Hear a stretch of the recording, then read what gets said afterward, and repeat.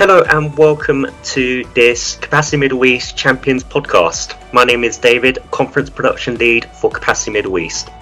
This year will be the on-site return of Capacity Middle East to a wide international audience since before the pandemic.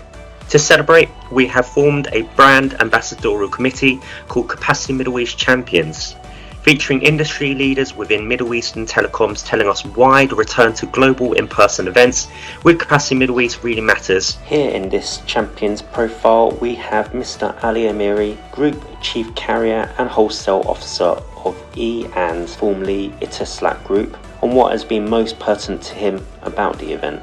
Thank you very much, Mr.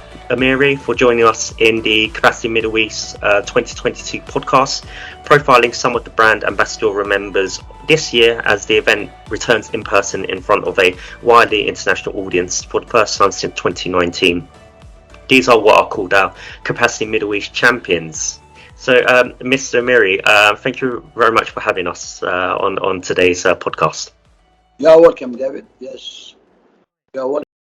That is great to have you, and will be fantastic to see you in person at the Grand Hyatt in Dubai at the end of March. Sure. The 2022 event will see Capacity Middle East obviously return to in person in front of a widespread international audience for the first time since before the coronavirus pandemic. First of all, Mr. Amiri, have you missed that buzz? I think anyone who's part of wholesale business, carrier and wholesale services, definitely they have missed this buzz, because I think they have been the only guys who have been traveling from place to place and attending all the events as far as Hawaii as well. So I think perhaps pandemic proved one thing, that for those who at one time thought maybe they should reduce their traveling and make it online, now pandemic proved that that was not the real solution, and in reality we missed a lot of that buzz, and I think we are happy and hopefully that we go back to that normality, and this next upcoming event is a real opportunity. We've already been to a couple of them, started even recently. We came back from Mobile World Congress, so it was a good return back to normality, and I look forward really, and I believe everyone else looking forward to the Capacity Middle East upcoming event. And it is great to get back the whole international community together at Capacity Middle East. It's certainly one in many people's calendars across a calendar year. My next question is perhaps whether you actually have any fond memories of Capacity Middle East. How have you seen the event grow over the years since you first appeared at Capacity Middle East?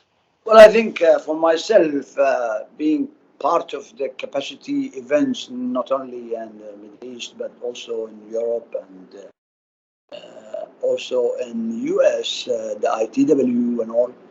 But definitely, if I just focus on the capacity release, the way it grows, I mean, it has grown over the 16 years. The way perhaps the industry or the wholesale industry, the carrier and wholesale has grown, that from various portfolio of services, I mean, and the nice thing about it that the event has become a pivotal event, in fact, for all those initial carriers, but definitely for the new carriers and wholesalers, ISPs, call it what you call it, hyperscalers. It has become an area where you don't have to waste time where to find and do your business. So I think this gives me a good memory that things grow. The capacity event started almost with the growth of the wholesale industry, and it became like a home for most of these attendees. So obviously you'll be the first person to see, this event grow organically, that we have so many different stakeholders across the telco industry really taking part and showcasing best practice and having those meetings that you really, really want to have. And as you mentioned, the event has gone on for the past 16 years. This year will be our 17th year of the event. Tell me about how these trends have manifested itself, taken shape, and how has Capacity Middle East as an event been able to encapsulate some of these developments? Well, I think perhaps myself and a couple of other wholesalers that they have the full portfolio of services, including voice, data, roaming, mobile services, data center activities, together with all other types of network security solutions, various business solutions, and fraud management, etc. I think the event has come up exactly from those areas. So today we could see that in the event there's not only voice wholesalers or carriers who look after voice, but at least majority they have more than 3 to 4 portfolio of services, unlike some of us who have the full portfolio of services. So I think this makes it that the capacity event has also encapsulated all those over the time. And today, as we said, I mean, you do not have only carriers, you have got all the hyperscalers, all those who do actually in terms of network security, solution providers, APIs, and all the various services that actually think of you could find partners during the event. So I think, having said that, this is not maybe a sort of a commercial thing, but it's a reality. So at least sometimes maybe the capacity builders will be lucky to be sort of gathering all those from the beginning over the last these years. And I think when you really the capacity builders has grown to this level, it's important how to manage it better and to keep it from growth to growth. So the responsibility on capacity builders has become more how to become more efficient in both every areas. Yeah, I think yeah, you make a really, really good point there. As obviously the event has grown, that obviously with these companies they are expanding their portfolios and services as well, and them those kind of like two kind of dynamics of meeting along with business development growth has seen the event become of real value to you over the years in which the event has grown. Now, Capacity Middle East has been very much of an opportunity in terms of a networking and a meetings orientated experience, allowing people in this community to meet each other and facilitate those kind of business deals. But also, there from a meetings perspective, obviously you have stakeholders that are really kind of close friends with each other. I mean, from your perspective as well, it must be of a real kind of rewarding to actually meet them from a professional capacity, but also from a personal one as well. How do you like to spend your time at the event, Mr. Amiri? And has it been an event that has given you the opportunity to meet the types of people that you've wanted to meet? Well, I think I really spent most of my time in meetings for sure. And sometimes people cannot believe it that maybe myself and my team in these only few days we meet over hundreds of meetings with our partners.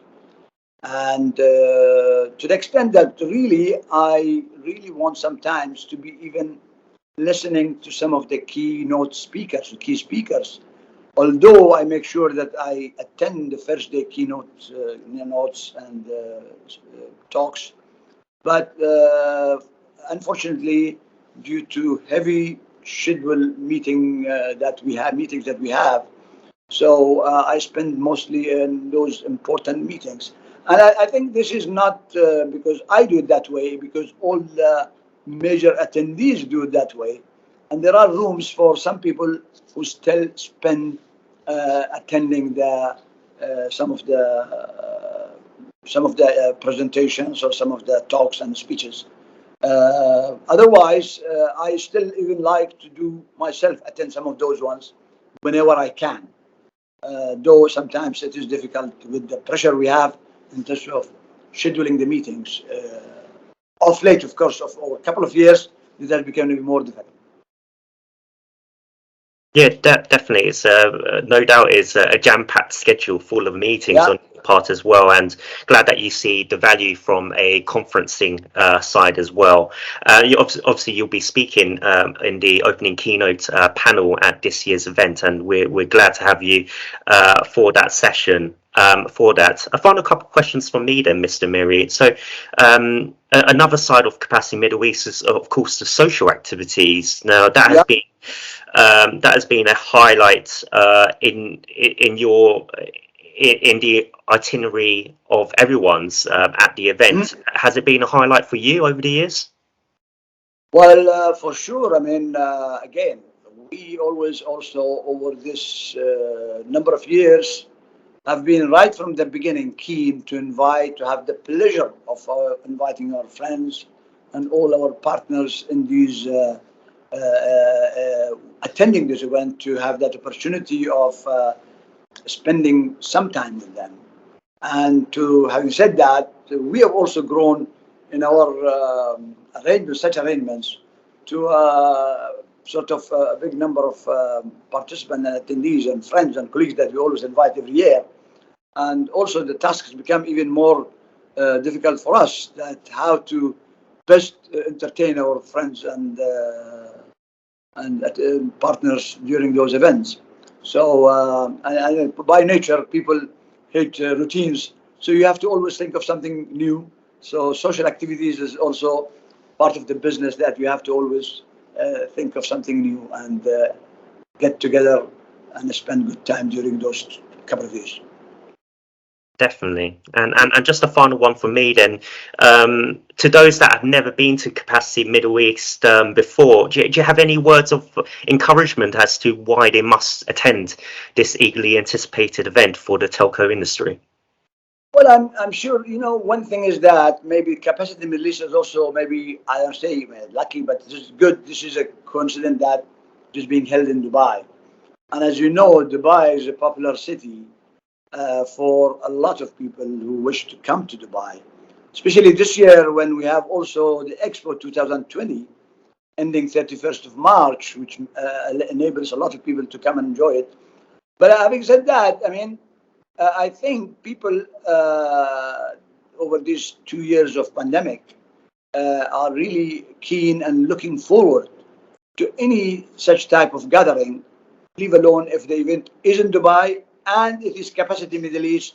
So this all makes it quite attractive for people to come around, and it is maybe not for seeing things, but also to improve their businesses if they are wholesalers and in the right business, because they could meet all segments of businesses. The full ecosystem will be in place, and I think it's an opportunity not to miss it.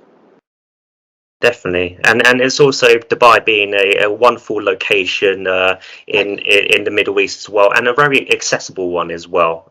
So, yeah, we're looking forward to seeing everyone involved, and of course you during the course of Yeah, this year's event. yeah. And that brings us to the end of this podcast. On-site blended as well as virtual only registration passes are available for purchase on the Capacity Middle East website. We look forward to seeing you at the Grand Hyatt in Dubai on the 28th to the 31st of March. Bye for now.